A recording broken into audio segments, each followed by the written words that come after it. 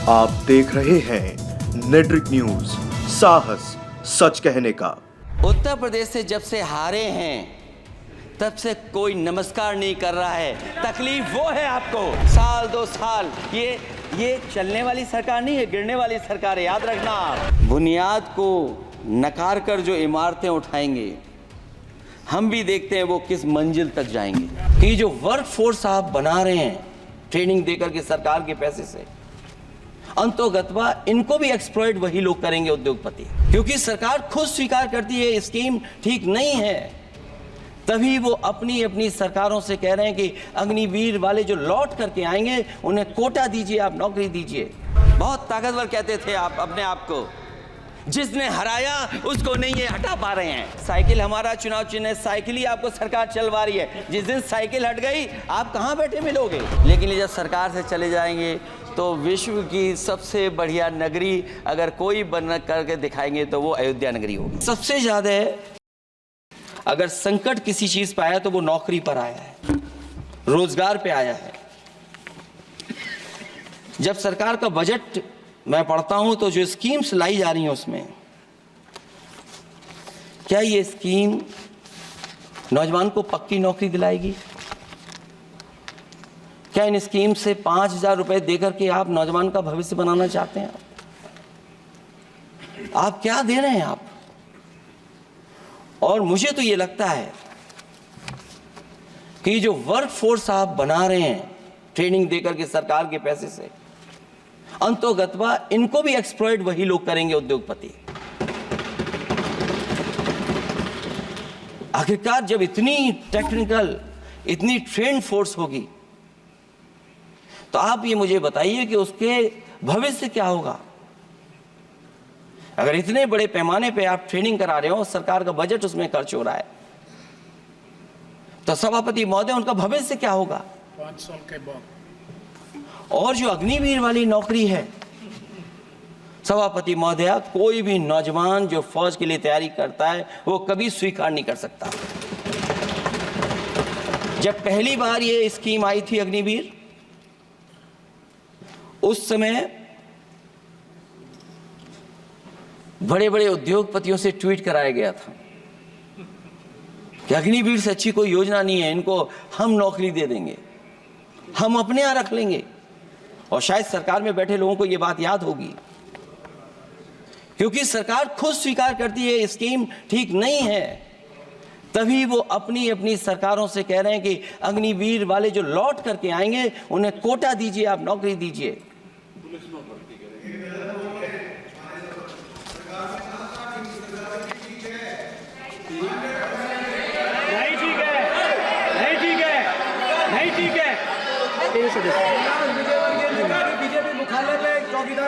सभापति महोदय, मैं बैठ जाता हूं, आप खड़े होकर के कह दीजिए अग्निवीर व्यवस्था अच्छी है। मैं इस सभा में खड़े होकर कहता हूं, उस राज्य से तो हिमाचल प्रदेश से, जिसने पहला परमवीर चक्र विजेता मेजर सोमनाथ शर्मा दिए। कारगिल के युद्ध में सबसे ज्यादा शहीद होने वाले हिमाचल प्रदेश के वीर नौजवान थे। 4 परमवीर चक्र विजेता हुए, उसमें से 2 कैप्टन विक्रम बत्रा और सूबेदार संजय कुमार हिमाचल प्रदेश से हुए। और मैं कहता हूं, जी हां, जो लंबे समय से मांग थी 1 रैंक 1 पेंशन की किसी सरकार ने पूरी नहीं की, वो नरेंद्र मोदी जी की सरकार ने यहां पर पूरी की है। और मैं एक बात और कहता हूं, अखिलेश यादव जी सुन ले, अग्निवीर में 100% एम्प्लॉयमेंट की गारंटी है और रहेगी। माननीय सदा साहब अपनी बात। सभापति महोदय, जो मैंने बहुत छोटा सवाल पूछा था, मैं दूसरी बात कहता हूं। अगर ये जो बात आप कह रहे हो, तो आपको जरूरत क्यों पड़ रही कि आपको उत्तर प्रदेश में और प्रदेशों में कोटा देना पड़ रहा है 10%? सभापति महोदय, सभापति महोदय, सभापति महोदय, बैठी सभापति महोदय, जहां तक परमवीर, रुक जाइए।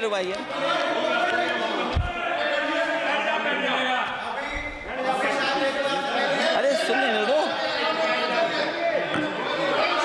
माननीय सदस्य, आप अपनी सभापति महोदय, सभापति महोदय, चैल जानते हैं आप कहाँ हैं? चैल जानते हैं आप कहाँ हैं? कभी गए हो उस मिलिट्री स्कूल में?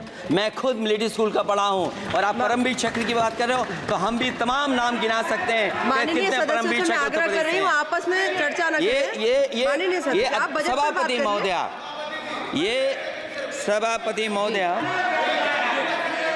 जी जी, 1 मिनट से भी कम, मैं 1 मिनट से भी कम मैं आपके सामने कहना चाहता हूं, ये तो केवल मिलिट्री स्कूल गए हैं। मैं आज भी टेरिटोरियल आर्मी के 124 रेजिमेंट में कैप्टन के रैंक पे अपनी सेवाएं दे रहा हूं। अखिलेश जी केवल ज्ञान मत बांटिए, राहुल गांधी जी के साथ बैठकर अब वहां बुलाने का झूठ बोलने की आपको आदत पड़ गई है। प्लीज बैठिए, प्लीज। माननीय सदस्य से मैं आग्रह कर रही हूँ आप अपनी बजट पर चर्चा करें। सभापति महोदया, आपका समय भी पूरा हो गया है, मैं प्लीज कंप्लीट करिए। सभापति महोदय, मैं इसलिए नहीं कह रहा, मैं क्या बात कहना चाहता हूँ, शायद मंत्री जी नहीं रहे इसलिए तकलीफ परेशानी ज़्यादा है। और आप अरे हमारा दर्द नहीं समझोगे, हम आपका दर्द चेहरे से पढ़ते हैं। अच्छा दर्द मैं बताता हूँ, दर्द मैं बताता हूँ। माननीय सदस्यों से मैं आग्रह कर रही हूँ सभापति महोदया, दर्द मैं बताता हूँ, दर्द में बताता हूं। बजट पर चर्चा करिए माननीय सदस्य, प्लीज बजट पर चर्चा सभापति जी, करिए। दर्द में बताता हूं, देखिए दर्द बात पहुंचेगी कि नहीं पहुंचेगी। सभापति महोदया, उत्तर प्रदेश से जब से हारे हैं तब से कोई नमस्कार नहीं कर रहा है, तकलीफ वो है आपको।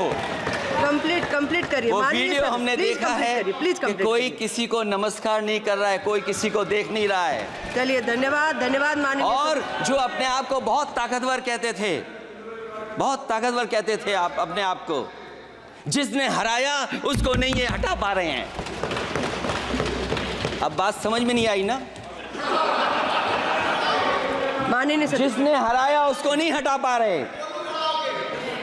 और अगर सभापति महोदय, अग्निवीर व्यवस्था समाजवादी लोग स्वीकार ही नहीं कर सकते। आप बजट पर पूरा अपनी बात रखिए। सभापति महोदय, अग्निवीर स्वीकार नहीं कर सकते। आप अपनी जब भी चर्चा हम रखिए, सत्ता में आएंगे, साल 2 साल, ये चलने वाली सरकार नहीं है, गिरने वाली सरकार है, याद रखना आप।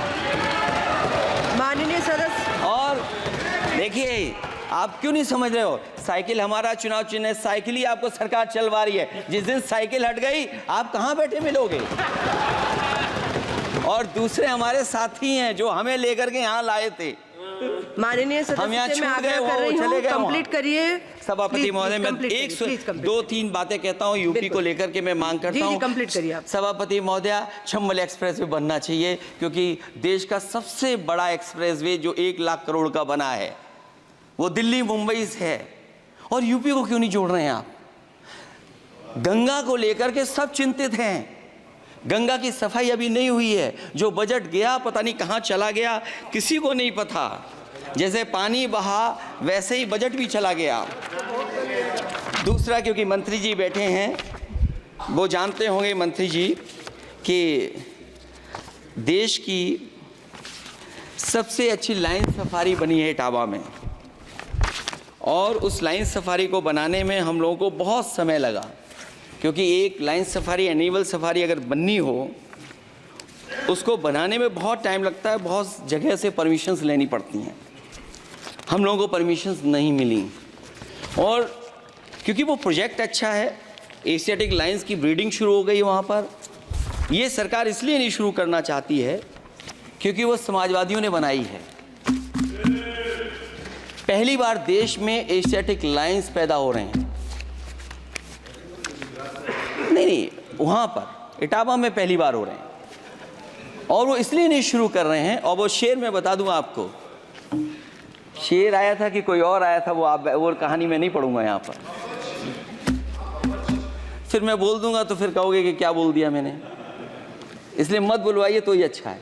कि कुछ तो धन्यवाद माननीय सदस्य, धन्यवाद। कुछ मत बुलवाइए मुझसे। सभापति महोदय, मैं ये कहना चाहता हूँ कि लाइन सफारी, एनिमल सफारी उस क्षेत्र की, यूपी की प्राइड है वो, कि पहली बार ब्रीडिंग सेंटर एशियाटिक वहाँ पर बन गया है। दिल्ली की सरकार और यूपी की सरकार मिलकर के उसको शुरू नहीं होने दे रही है।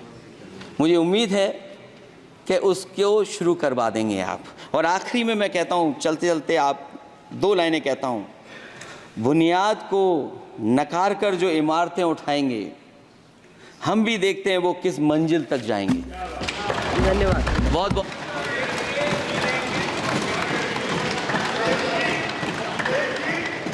अखिलेश जी, कुछ ज्ञान माननीय विपक्ष के नेता को भी दे दीजिए। आपने अच्छा भाषण दिया, उनको भी सिखा दीजिए। हालांकि अयोध्या को मैंने कहा हम काम नहीं रोक रहे हैं, लेकिन सभापति महोदय मैं कहना चाहता हूं इन लोगों का कौन टाउन प्लानर है, कौन आर्किटेक्ट है मैं नहीं जानता हूं, लेकिन ये जब सरकार से चले जाएंगे तो विश्व की सबसे बढ़िया नगरी अगर कोई बन करके दिखाएंगे तो वो अयोध्या नगरी होगी। माननीय सदस्य क्योंकि इससे बड़ा सम्मान और कोई नहीं हो सकता।